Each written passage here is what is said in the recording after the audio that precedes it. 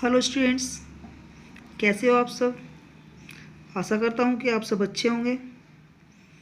Students, last class में हमने partnership और उसके फीचर्स के बारे में डिस्कस किया था। तो आओ आज चलते हैं, डिस्कस करते हैं पार्टनरशिप की मेरिट्स या एडवांटेजेस के बारे में। Let us start. स्टूडेंट्स, जैसा कि आप जानते हो एक सिक्के के दो पहलू होते हैं, उसी तरह से हमारी पार्टनरशिप फर्म के भी दो पहलू है। इसकी कुछ मेरिट्स है और कुछ डिमेरिट्स है। आज हम ओनली मेरिट्स के बारे में डिस्कस करेंगे। आओ स्टार्ट करते हैं। सब बच्चे मेरी बात को ध्यान से सुनेंगे। फर्स्ट है easy to form.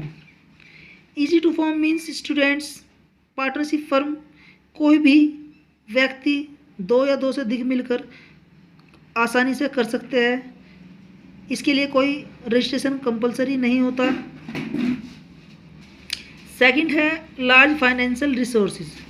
Large financial resources means यानी कि थोड़ा थोड़ा कंट्रीब्यूशन सभी पार्टनर कर कर एक large amount of funds raise कर लेते हैं, जिससे पार्टनरशिप फर्म आसानी से चल पाती है।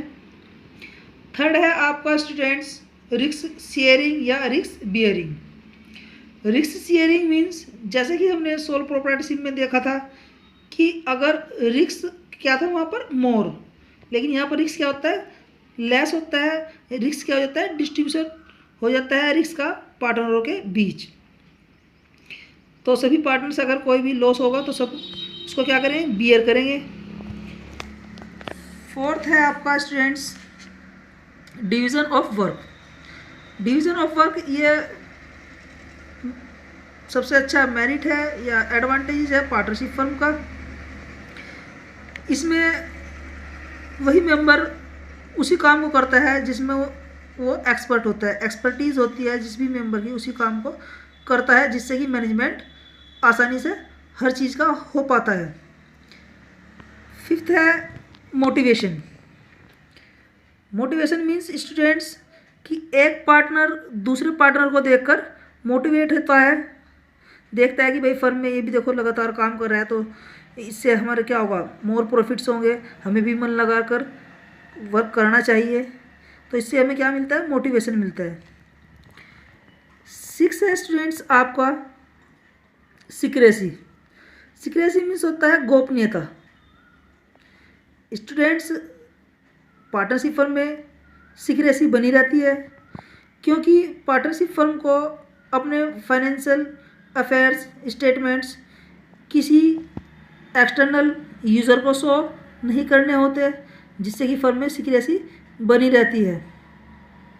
अगर हम बात करें सोल प्रोप्राइटरशिप और पार्टनरशिप में सीक्रेसी की, तो सोल प्रोप्राइटरशिप में सीक्रेसी ज़्यादा बनी रहती है और पार्टनरशिप में लेस सीक्रेसी बनी रहती है अपेक्षा सोल प्रोप्राइटरशिप। 7 है बेटा आपका फ्लेक्सिबिलिटी। स्टूडेंट्स फ्लेक्सिबिलिटी शब्द आप बीएसटी में बार बार पढ़ेंगे, इसलिए थोड़ा इसको ध्यान दीजिए। फ्लेक्सिबिलिटी का मतलब होता है जैसे चाहा वैसे रहा, यानी कि हम अपने फर्म को या बिजनेस को आसानी से फ्लेक्सिबल बना सकते हैं। यानी कि एक एग्जांपल ले लेते हैं, जैसे कि राम और श्याम दो व्यक्ति ने मिलकर किसी पार्टनरशिप फर्म में एक शॉप ही ओपन की थी। अब जैसे कि वे अब क्या करना चाहते हैं, अपनी शॉप को और बढ़ाना चाहते हैं, यानी कि जैसे कि उसका साइज बढ़ाना, यानी कि दुकान को और बड़ा करना, उसमें थोड़ा और एडिशनल कैपिटल इंट्रोड्यूस करना।